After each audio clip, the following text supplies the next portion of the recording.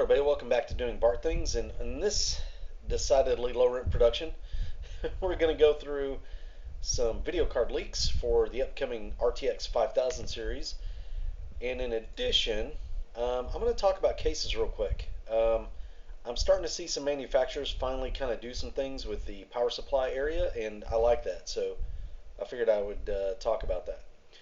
First thing up though, we got a big leak for the RTX 5090 and 5080. Basically, your top end budget is no problem video cards from NVIDIA, undoubtedly. Um, and they're a little bit, well, it's kind of what you'd expect. I mean, I'm just being honest, this is exactly what I expected. It's the exact same thing with these cards as it was with the 4000 series. You've got the 5090 that is going to be wildly more powerful than the 5080. Almost said 4080. Man, these naming conventions. Again, I could probably make an entire video and just ramble about naming conventions are just infuriating with hardware.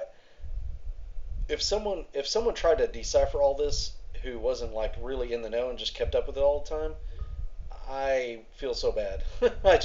It's embarrassing what these companies are kind of doing. So anyway, uh, coming back to this. Um, Long story short, the 5080 is basically half the physical specifications from a core count perspective, from a memory perspective, and bandwidth perspective of the 5090. Okay? Now, some will say, oh, that means it's going to be twice as fast. That's not exactly how that works. It will be considerably faster, but that's not exactly how it works when it's the same architecture. Okay? The reason why is because ultimately there's some trade-offs a little bit when you, typically speaking, not all the time, but typically speaking, power becomes a problem, right? So if it's because these chips especially seem to be like they're going to be not messing around with the wattage. The 5080 is already taking 400 watts, supposedly. That's the board power, which is, that's a lot. That's getting up there. that's like I said, that's not playing around. The 5090 though, 600 watts. We're actually going to get close to maxing out that single 16 pin power, which is gnarly to me. This card really scares me for that reason. The 4090s did not do well through that plug. I'm kind of worried about these. I'm hoping that they have taken a long look at the issue and probably gotten to the bottom of it, hopefully, and that these will be reliable, but they didn't back off of the wattage. They just shoved more in. Now, you get something like 75 watts to the PCI slot, and then the plug itself to the power supplies should supply up to 600 watts is what it's rated for. This is going to get very close to maxing that spec out. Partner cards, so like your Asus, Gigabyte, those cards that are the aftermarket non-Founders Edition cards, they gotta be coming with two of those plugs, which is crazy to me that they introduced a plug, and within a couple generations, now we need two of those plugs in order to run a video card. I mean, that is crazy. That is, I will not have one of these 5090s. I almost guarantee you, because unless somebody gives me one, there's no way. Like, it's going to be $2,000. I'm positive, maybe $2,500. There's nothing to compete with it. It will be out and out the fastest video card that you can buy for your home setup, probably for gaming. And as a result, there'll be somebody who wants the nicest of the nicest. There'll be a few of those people. They will lob out the money in order to have it, get their bragging rights. Probably then go and play Minecraft, or World of Warcraft or something on their 5090. Look at my frames. It's like it doesn't matter. But for an all-out performance situation, and benchmarks and all that, Um, that's it. Like the 5090 is going to win, hands down. I don't think AMD's even coming out with a top end graphics card this next generation. And basically, what I'm lining this up for is for the 5090, they can just charge what they want. They could charge $3,000 for it. It doesn't matter. There's nothing to compete with it, so they get to choose what price they want and see what people are willing to spend. I'm unwilling to spend it, but somebody will be, more than likely. And that's kind of what that problem that's what that video card is. Like it's just just sort of ignore it. Honestly, like okay, normal humans will at least look at the 5080, but they probably won't buy that either. Um, I'm thinking with just how out of control this 5090 is, just looking at the power alone, and then the 512-bit bus. I mean, 21,760 cores. Forget it. Like this is just, you know, this thing is going to be hyper expensive. It's going to be over the top price. I mean, this all but confirms this is at least a $2,000 card, maybe a $2,500 card. If it comes in around $1,500, I would be shocked. I would really be shocked. And I still don't think at $1,500 that's a. It's not that it's a necessarily a bad deal. It's just unfeasible for most of us, right? It just doesn't make sense to spend the entire budget of a PC build on one part a lot of times. So yeah, I just for most of us, I wouldn't worry about it. If you want the absolute fastest, the fastest, and there you go. That's what we'll be hitting here fairly soon. I think they're going to squeeze these in before the end of 2024. Um, the 5080. So it is half. It's literally half the card of the 5090. Um, Looking at the core they're using, so this is GB202 300A1. This is GB203 400A1. But if you look at the cores, like it's half the bus, but it's only 200 watts down on board power. So there's that. I think the 5090 will have a lower clock speed than the 5080 probably, or they'll be kind of similar. But the 5080 could probably have more clock speed. Temperatures ought to be a lot better on the 5080, obviously. Um, I'll be interested to see if they. I'll be interested to see if they actually um, have really high clock speeds on the 5080. Like, I'll be interested to see what the difference is. That could give us an idea on how good the yields are, per se, what they're getting. But we'll have to see that. So price on the 5080, like, what do I think? 5090, outrageous. The 5080, it'll be $1,000. It'll be $1,000 to $1,200 again. That's my prediction. And they probably will get it because it will perform in that realm of a 4090. Okay, they're going to stop making the 4090. The 4090 is out, probably because those plugs keep popping and they're tired of warranty. Maybe, I don't know. But the 5080 will perform like a 4090 essentially, which makes it a good card. But still, at that $1,000 range, the price is going to leave something to be desired. I have a feeling. If it was a $800 card, it probably would crush everything.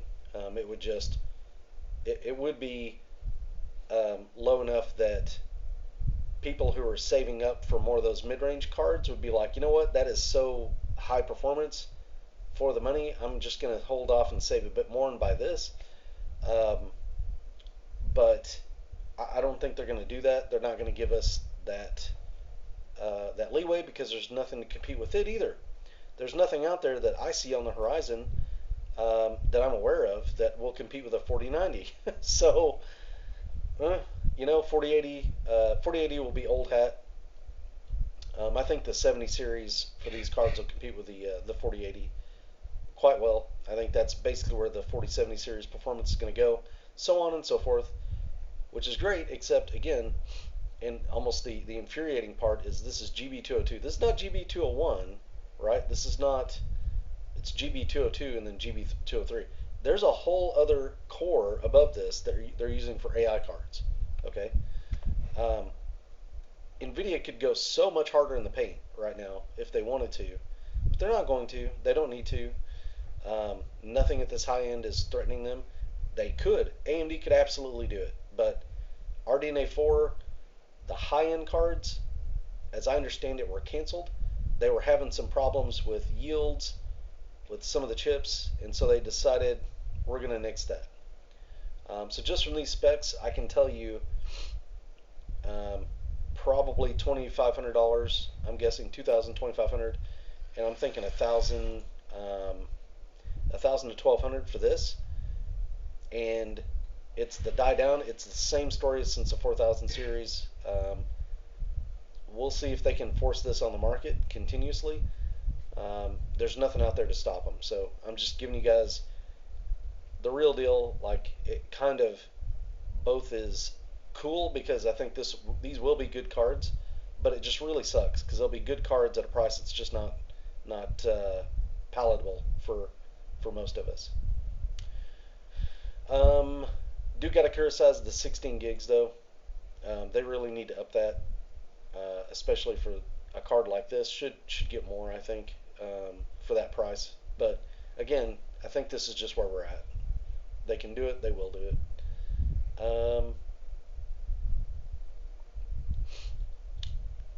Rumor mill about them using a liquid cooler of some kind. So that would be interesting if they had a Founders Edition that used liquid cooling. That would be a new one. That would definitely be a new one. But it will be. It said it's going to feature a 2-slot cooler. I mean, I haven't seen any pictures of that. That would be pretty crazy if they pulled that off. So maybe, maybe some AIO, maybe, possibly. That'd be pretty interesting. Yeah, so good times, good times. What's next? Let's go into cases. I'm a little bit more optimistic about computer cases right now. So the H5 Flow. I'm optimistic and then I'm not optimistic. There's some really weird things with this case. And I was realizing the other day, like that I at least want to have a video or kind of talk about this because it's interesting, the design choice here, I would say. Let me see if I can find some pictures. Okay, here we go. So let's get. So number one, notice the venting on the bottom of the side panel. So that tells you, obviously, this case was designed to allow airflow in and out through the PSU shroud, where fans can be mounted, one would think. So that's a good sign. I think those fans get really underutilized in most cases because there's not really any way for them to get air from the outside. But that's clear indication that this case was designed with that in mind, so that's good. But let me see. Here we go. Okay, this is a good picture. So, and if we look down here, if we notice at the bottom, there's no vent. There's no hole down here. Okay? Which means if you want to mount your power supply, you have to mount it upright. Okay? That's interesting. That's interesting.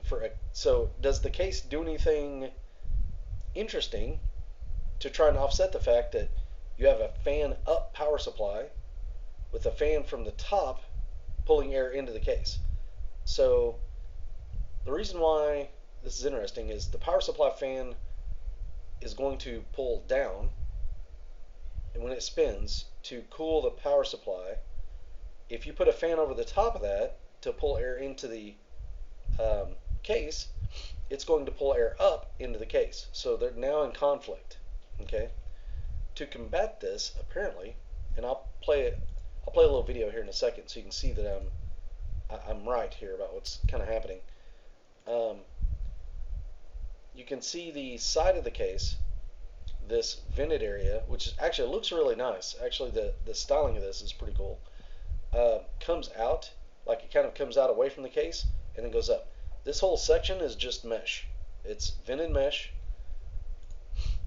so you can see that's where air can get in at, right? And then it gets in on the other side from the bottom panel, from the bottom of the panel as well. Now,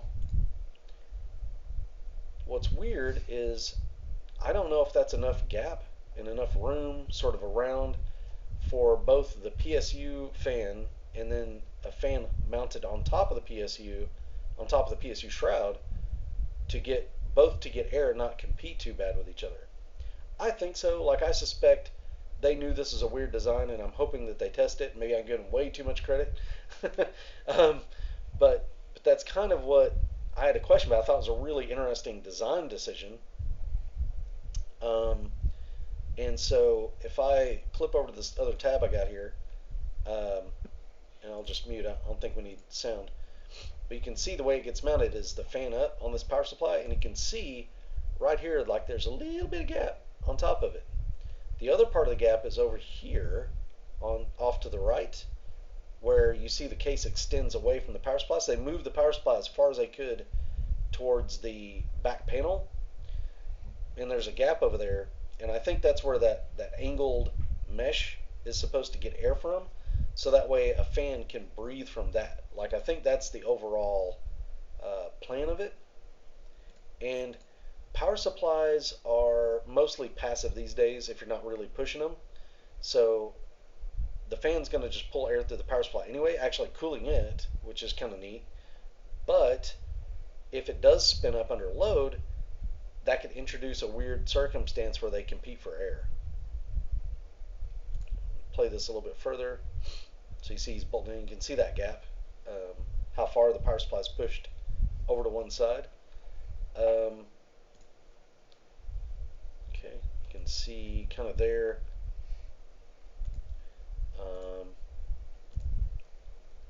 You can see kind of there, like there's not a lot of space, right? Which is that's just how power supply shrouds are.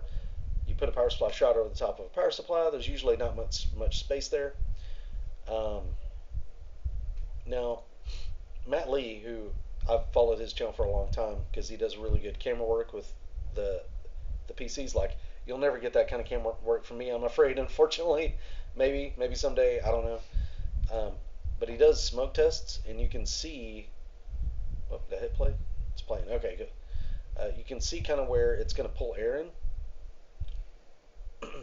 So the front, boom, not bad.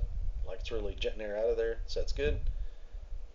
I think he's going to introduce some air to the side. There you go. You can see the fans get a hold of it and then pull it in, no problem.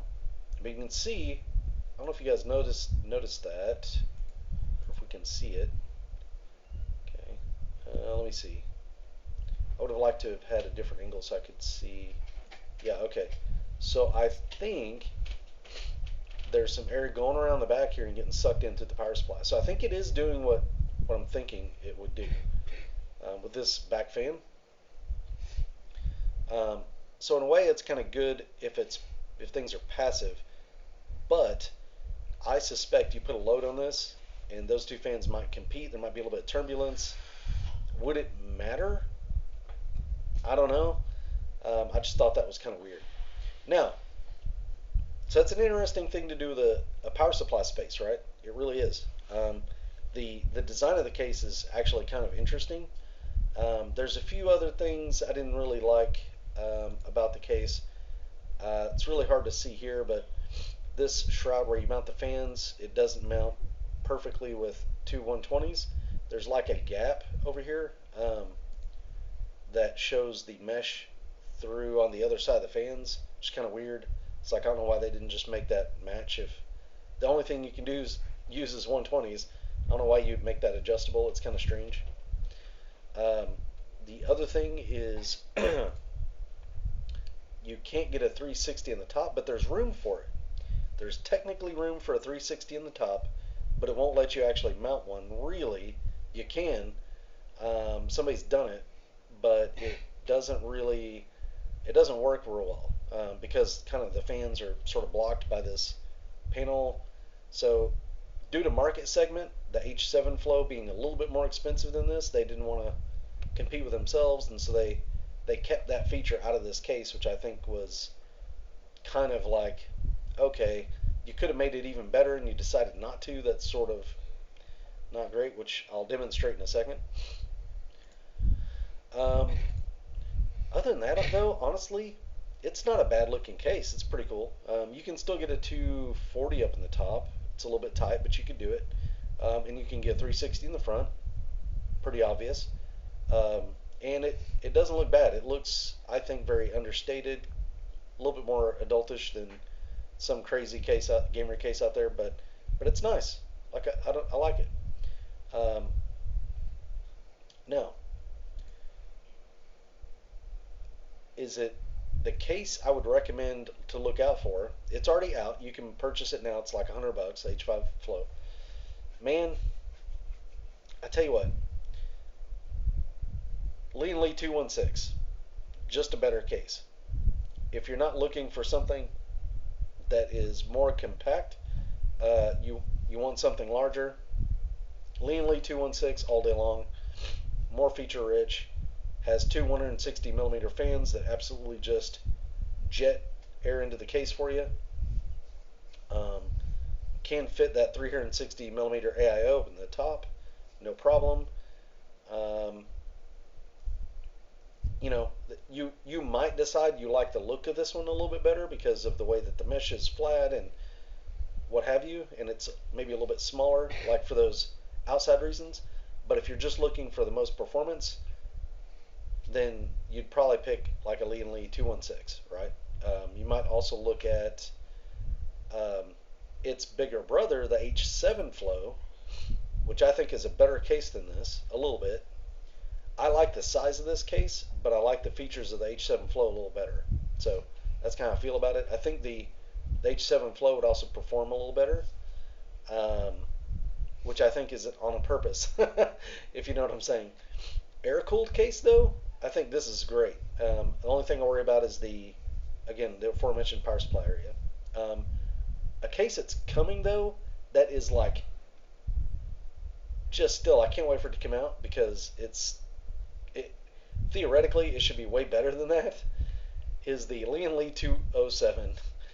Um, a lot of reviewers walked past and looked at this case at Computex. We haven't heard anything about it, but I just but I just can't wait to see it out in the wild and see what its reception is. So what Lee did is what I've kept waiting on manufacturers to do, which is to relocate the PSU to a place that's advantageous in an ATX case. Um, Funny enough, Lee actually has done this before. They have relocated the power supply in a case before previously. If I can find it in Lee A05. Yes, okay, here it is. Lee A05. So you see here,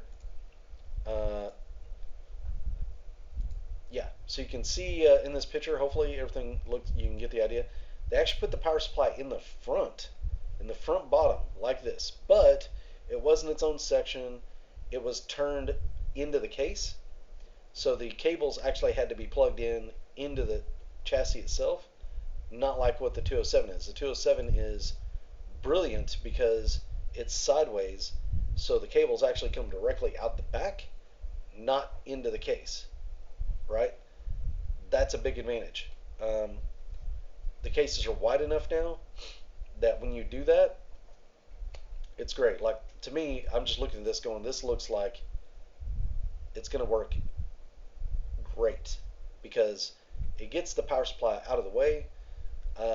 Now, direct cold air can be basically, with these two fans, blown directly onto the GPU. You've still got room up front for two 140s, and because you put two 140s up front, you've got room for a 360 mil rad in the top. There is absolutely a picture of this thing with a 360 mil rad right up there, so you've got plenty of fans and space, but the power supply is here. Now, are there any concerns with this design? There's one concern. A little bit worried about hot air from the power supply maybe recirculating, but I'm not that worried about it. So the power supply will be facing down, I believe, um, and it will pull air from underneath the case out the side of the case. So that would be like right in here, right, sort of where the tip of the video card is. But it's the fan it has is going to be pointed down towards the desk. So it'll pull air up and then blow it out the side of the case. The reason why there's a little concern is because that air could also get sort of caught in this loop, right, where it circulates through the power supply, goes around and gets caught by the fans pulling air up through the base and into the GPU. So there could be a little recirculation there. But that's kind of a maybe. Not totally sure on that yet. They could potentially reverse that. Maybe it's just a thought. I don't know if they've. I feel like they've probably tested this different ways, but this was just something I was thinking of. If they flipped it over and had the air coming in right off one of these 140 millimeter fans, that would be much cooler air getting discharged out the side of the case. And if it recirculates, it's probably not nearly as big of a deal, right? And maybe it's not anyway. It's kind of neither here nor there. I don't think there's no more problem with that than with this, right? So what's crazy is this case, because of what they did with the power supply, and they relocated it, and then they sunk in the motherboard a little bit. They lowered it because now with the power supply out of the way, you can lower the motherboard towards the base of the case. They made room for that 360 mil AIO. This case, 100% is smaller than this case. Guaranteed. It's going to be a little shorter, may even have a little smaller footprint or around the exact same footprint, but it will fit a 360 mil rad, which I can't stress enough. This case is not really going to do. It can do it. That's what's so frustrating is it can do it. You could put a 360 millimeter up here if you just had to do it. People have done it in videos that I've seen. They've actually mounted one up here, but the vent hole in the top is not big enough to allow the flow to be good. Like it's not great. So I just think that that's really kind of interesting how different companies are approaching kind of manipulating, making a little bit more room in their case here and there. I think Lian Li's got the win here. I think they need to hurry up and just come out with this case because I think it'll be the jam. And you ready for the winning note on this one? $80. This is an $80 case. Should come with 4 fans. It's a small case. It's like, all right, good job, you win. I already have a case. I have a perfectly functioning computer, and I'm tempted by this because I just want to play with that setup because I think it would be really easy to cable manage. The only thing is, at least in the pre-production samples that we see here, they didn't have the rear-facing connector motherboard mounts, which I think if they had that, then this case would be completely over the top, and it would be pretty much it might even be my new recommendation over the 216, which is nuts. But we'd have to see how it performs, because the 216 keeps things cool, man. It flows air with those 160 mil fans. But if this, say, had that backward connector mounting capability and temperatures are basically the same as the 216, which I suspect they will be, or close, this just takes up a lot less space. It's cheaper. I think it looks good because they didn't they didn't do anything crazy with the looks of it. It looks nice. By the way, that's the 217, I think, the wood front one, which is awesome that they made a wood one. But this thing, I don't know. I'm just laughing because it's kind of the sort of thing I've been looking for, and I think with its price and the feature set, I think Lean will have a real winner. I think that the NZXT H5 Flow isn't bad. It's not a bad case. I think if someone were to buy it, they'd serve themselves well. But for the same price of this, again, Lee and Lee 216, man, $99 a Newegg. This is $100 too. Which one do you think you're getting more out of? I mean, just straight performance. That's all we're talking about. If you like the looks of this, go for it. Anyway, that was just an interesting observation I had. I thought it was interesting. It's probably mind-numbingly boring to everybody else who's not like into computer cases like I am. I guess this is why people come to me once in a while and ask me, "Hey, what should I build my system in?" And I kind of ask them 2 dozen questions, and I say, "Go look at this," and then more often than not, they're happy, so that's good. Anyway, well, I hope this video has been at least a little bit informative, kind of giving you some ideas. If there's anything that you guys would like to see me talk about and get my thoughts on, then that's great. That's cool. Just leave a comment and maybe leave a like and subscribe if you enjoyed it. Leave a comment otherwise. Just saying, yeah, you talk too much. Totally acceptable. That's an acceptable answer. Very well. Guys, enjoy your Sunday. We'll see you in the next one.